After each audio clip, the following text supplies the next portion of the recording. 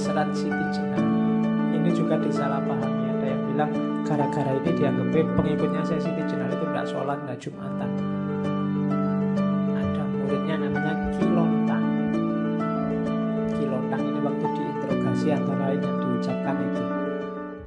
Katanya Ki Lontang bersujud-sujud tiap hari Jumat di masjid, menyembah kesunyian, kesenyapan, kekosongan. Itulah yang kalian lakukan. Kalau menurut wejangan guru saya, orang sembahyang itu siang malam tiada putusnya dilakukan. Hai Bonang, ini karena yang interogasi Sunan Bonang. Keluarnya nafasku menjadi puji, masuknya nafasku menjadi doa. Karena tutur penglihatan dan pendengaran disuruh melepaskan dari angan-angan. Jadi kalau kamu sholat masih mengiaskan kelanggengan dalam alam kematian ini, maka sesungguhnya kamu ini kafir. Katanya Ki Lontang, yang pertama, kita sholat itu seringkali hanya olahraga. Itu yang dimaksud menyembah kekosongan, kesunyian, gak ada apa-apa, gak ada efeknya. Itu loh yang disembah sopo. Fisiknya aja kadang juga tidak terlalu serius. Ada yang cowoknya ngalah-ngalahi pesawat mau take off. Saya kalau Ramadan nanti ada yang namanya cepetnya luar biasa. Itu ngapain? Kita sholat kan sedang berkomunikasi loh dengan yang paling maha puncak, Allah yang tiap hari merindukan kita. Sedang berhadapan-hadapan itu kok kelihatan kita tidak kerasan sekali. Allah Akbar. Nah, yang kita sembah itu apa? Berapa persen Allah hadir bahkan dalam sholat kita? Jadi itu yang bahasanya Ki Lontang, menyembah kekosongan. Kalimat lainnya, sholat tanpa memahami hakikatnya seperti menyembah bumbung.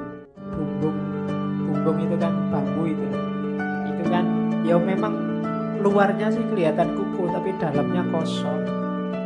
Hatinya kayu, batang kangkung kan juga dalamnya kosong melompong, hampa dampa, kolong angin, bahasanya Ki Lontang. Jadi dalam sholat itu tidak begitu. Kalau hanya olahraga, kita sedang nyembah bumbung kosong. Tidak ada nilainya. Iya sih luarnya kelihatan ada, tapi dalamnya tidak ada apa-apanya. Dapatnya cuma capek. Kalau puasa dapatnya lapar.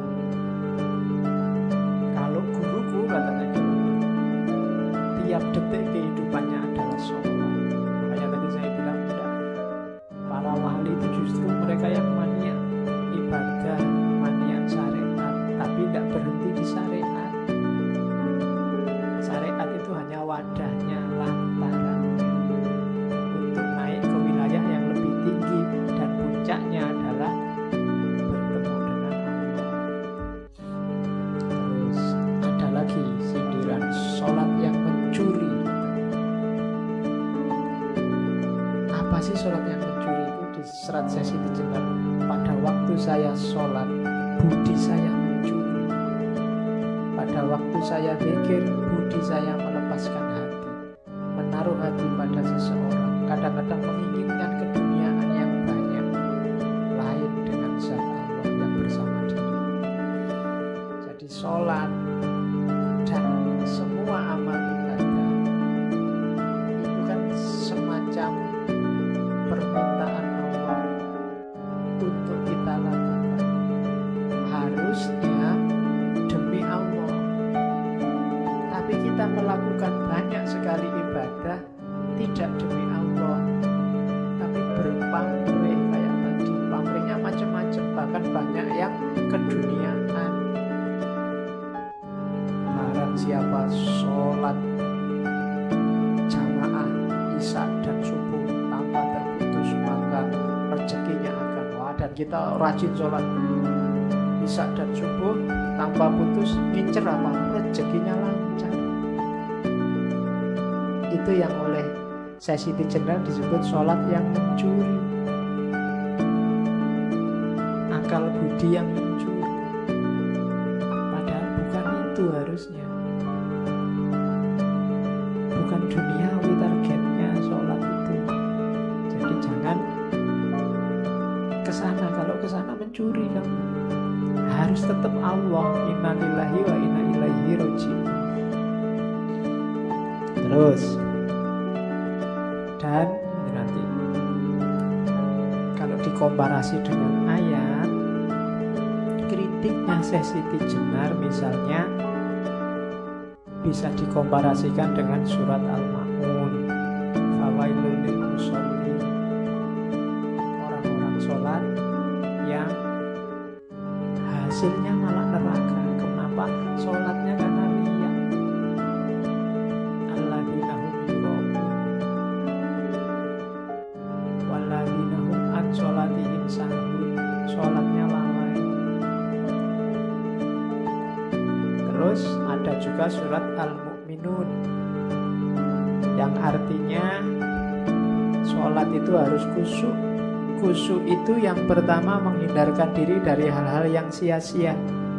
Yang kedua tidak menyia-nyiakan waktu serta tempat. Yang ketiga menunaikan zakat. Ya, yang kedua. Yang ketiga menjaga kehormatan diri. Yang keempat menepati janji dan seterusnya. Jadi semua yang diomongkan Siti Jenar itu, ini kan karena banyak yang kritik, diakui Siti Jenar itu ngarang, gak ngerti syariat, gak pernah ngaji. Gak mungkin. Kalau dilihat dari silsilahnya beliau masih ada garis keturunan sampai ke Nabi. Jadi itu banyak, cuma cara beliau menyampaikan melihat situasi